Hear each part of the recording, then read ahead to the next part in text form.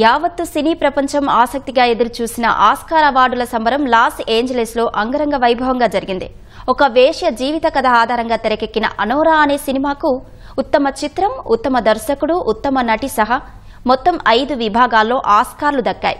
The brutalist లో నటనకు గాను ఉత్తమ నటుడిగా అడ్రియన్ బ్రాడీ ఆస్కార్ను సొంతం చేసుకున్నాడు. 97వ అకాడమీ అవార్డుల వేడుకలో హాలీవుడ్ తారాగణం ఫ్యాషన్ ప్రపంచానికి సరికొత్త భాష్యం చెబుతూ ట్రెండీ దుస్తుల్లో మెరిసింది. రొమాంటిక్ కామెడీ డ్రామాగా రూపొందిన అనోరాకు ఆస్కార్ అవార్డుల పంట పండింది. ఉత్తమ చిత్రం, ఉత్తమ దర్శకుడు, ఉత్తమ నటి, స్క్రీన్ ప్లే, ఎడిటింగ్ ఇలా 5 విభాగాల్లో ఆస్కార్లను సొంతం చేసుకుంది. ది బ్రూటలిస్ట్ లో నటనకు గాను ఉత్తమ నటుడిగా అడ్రియన్ బ్రాడీ, అనోరాలో నటనకు మైకీ మ్యాడిసన్ ఉత్తమ నటి అవార్డు అందుకున్నారు. అనోరా డైరెక్టర్ సీన్ బేకర్ ఉత్తమ దర్శకుడిగా అవార్డు సొంతం చేసుకున్నారు.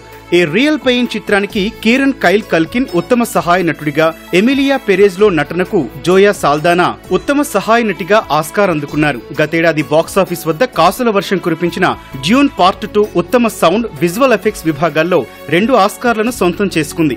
ది బ్రూటలిస్ట్ చిత్రానికి గాను లాల్ క్రాలేకు ఉత్తమ సినిమాటోగ్రఫీ విభాగంలో అవార్డు దక్కింది. ఇక లైవ్ యాక్షన్ షార్ట్ ఫిల్మ్ విభాగంలో మన దేశం నుంచి నామినేట్ అయిన అనూజాకు నిరాశ ఎదురైంది. ఆ కేటగిరీలో I am not a robot ఉత్తమ లఘు చిత్రంగా అవార్డును గెలుచుకుంది.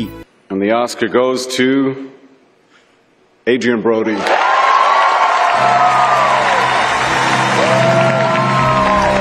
This is the second Oscar win and second nomination for Adrien Brody.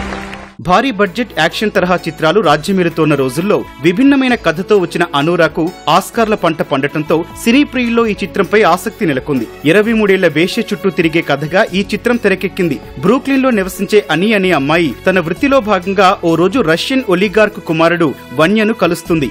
అనీపై ప్రేమను పెంచుకున్న అతడు రహస్య వివాహం చేసుకుంటాడు. ధనవంతుల కుమారుడు వేశ్యను వివాహం చేసుకోవడంతో అంతటా చర్చకు దారితీస్తుంది. చివరకు రష్యాలో నివసిస్తోన్న వన్య తల్లిదండ్రులకు ఈ విషయం తెలుస్తుంది. తమ కుమారుణ్ణి వదిలేస్తే $10,000 ఇస్తామని వారు ఆశ చూపిస్తారు. అని ఆ ఆఫర్ను స్వీకరించి వన్యాను వదిలేసిందా, ఆమె జీవితం ఎలాంటి మలుపులు తిరిగింది అనే కథతో ఈ సినిమా రూపుదిద్దుకుంది. దాదాపు 52 కోట్లతో నిర్మితమై గతేడాది అక్టోబర్ నెలలో విడుదలైన అనోరా బాక్సాఫీస్ వద్ద 358 కోట్లను రాబట్టింది.